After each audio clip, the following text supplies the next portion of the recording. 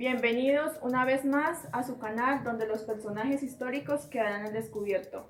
Hoy nos encontraremos con tres grandes postulados de la psicología humanista como lo son Roger, Adler y Maslow.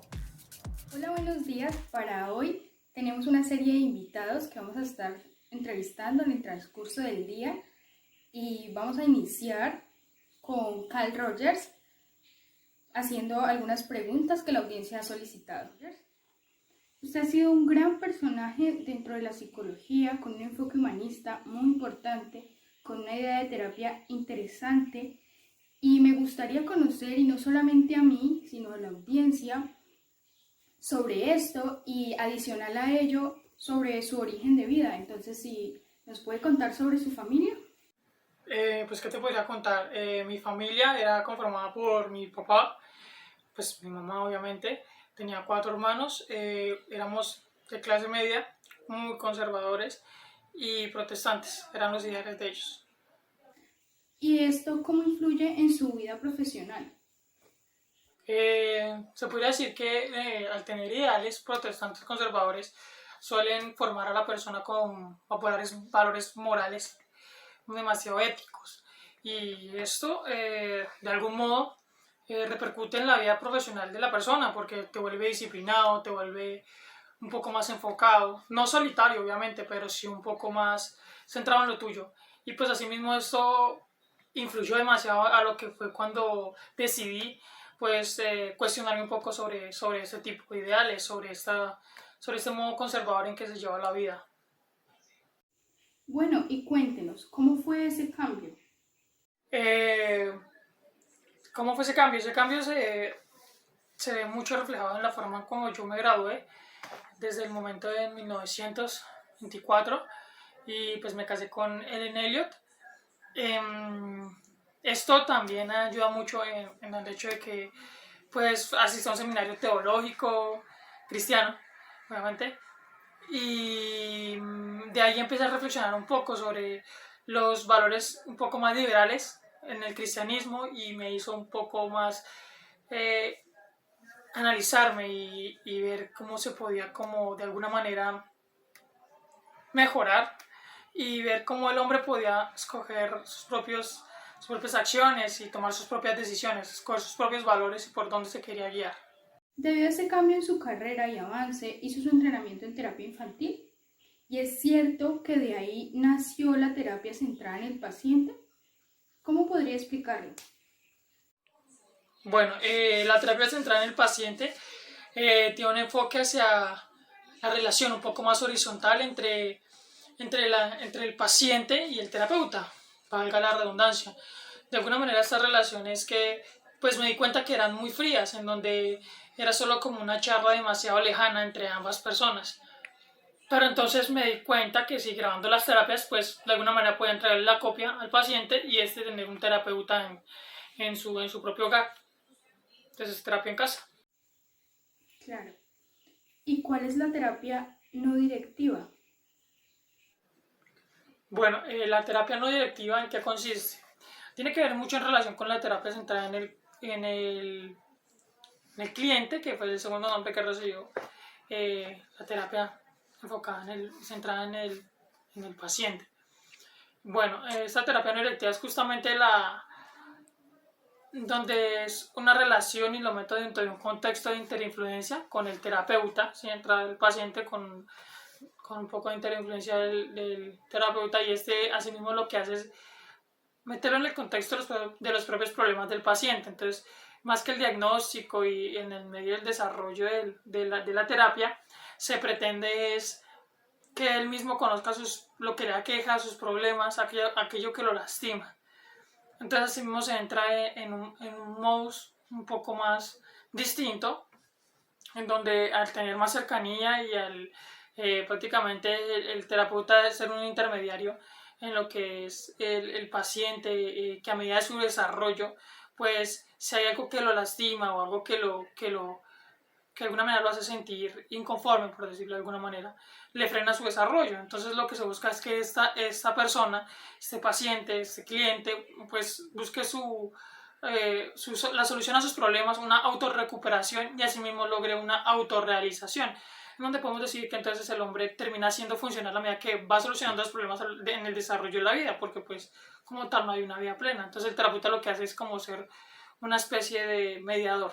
Tuvo grandes aportes en la psicología general, lo cual la hizo aún más importante.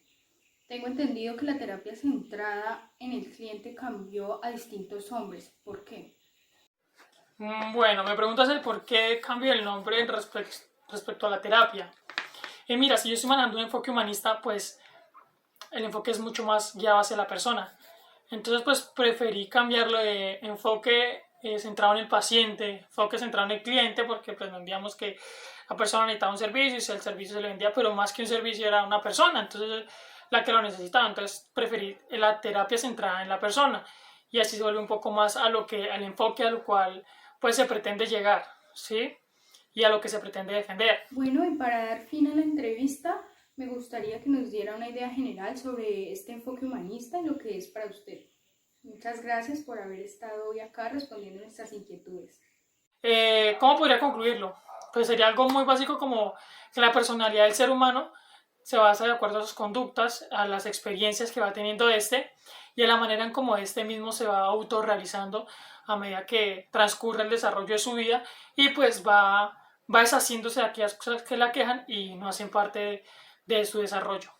Bueno, y para continuar con nuestras entrevistas del día de hoy y los personajes que mencioné en el inicio del día, vamos a entrevistar al señor Maslow.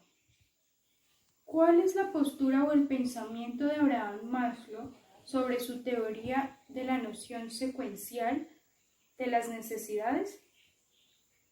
Ok, para hablar sobre a lo que hace referencia mi teoría, pues podemos centrarnos en conceptos tales como la motivación, la metamotivación, el motivo, el anhelo, el deseo, ¿sí? Y pues consta más de cómo el ser humano refleja sus motivos, sus anhelos, lo que quiere llegar a lograr, ¿sí? Mediante necesidades. De eso pues trata más mi teoría. Señor Maslow, según usted, ¿cómo podemos determinar cuando una persona está realmente motivada? Para determinar cuando una persona está motivada, podemos ver de los deseos, los anhelos, las carencias, el motivo de estos son como fundamentos o constructos o conceptos que pueden o no, que generan que la persona se motive a lograr algo. Es bien sabido que las necesidades están conformadas por valores. Entonces, ¿qué valores son los que conforman dichas necesidades?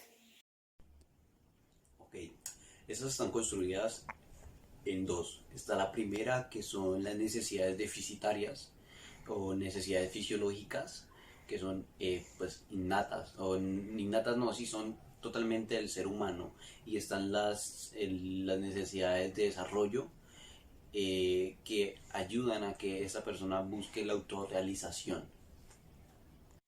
Bien, entonces, ¿podría por favor mencionarnos en qué orden jerárquico se encuentran estas necesidades? Ok, estas se clasifican en 5 grupos. Están las número 1, que son las necesidades innatas o fisiológicas. Están el segundo grupo, que son las necesidades de seguridad. El número 3 son las necesidades de amor y de pertenencia. Las número 4 son las necesidades de estima, y estas van muy asociadas a la construcción psicológica de cada uno. Y el número 5, las necesidades de autorrealización o metanecesidades. Interesante. Entonces, ¿a qué hace referencia la autorrealización? La autorrealización hace parte como de la estructura de lo que la persona quiere llegar a ser, ¿sí? Contempla como lo que la persona se motiva y llega a lograr lo que él quiere, ya sea de una manera plenamente personal o colectiva, ¿sí? Entonces, pues así trata como la autorrealización, como los fundamentos bases para que usted llegue a hacer algo, para que usted llegue a cumplir todos sus anhelos, todos sus deseos y llegue a cumplir y sentirse plenamente humano, sentirse plenamente autorrealizado. ¿Qué consecuencias provoca la insatisfacción de las necesidades? Ok, cuando la persona no se siente totalmente, no satisface todas sus necesidades, siente una frustración y un egoísmo hacia él mismo, y esto puede provocar muy difícilmente no el desarrollo de una etapa. Entonces, cuando la persona se frustra y es egoísta, no va a poder llegar a la siguiente etapa para sentir la autorrealización. Muchas gracias por responder nuestras dudas, señor Maslow. Esperamos que nuestro último invitado, pero no menos importante, es el señor Alfred Adler. ¿Qué enfatizó su teoría de la personalidad?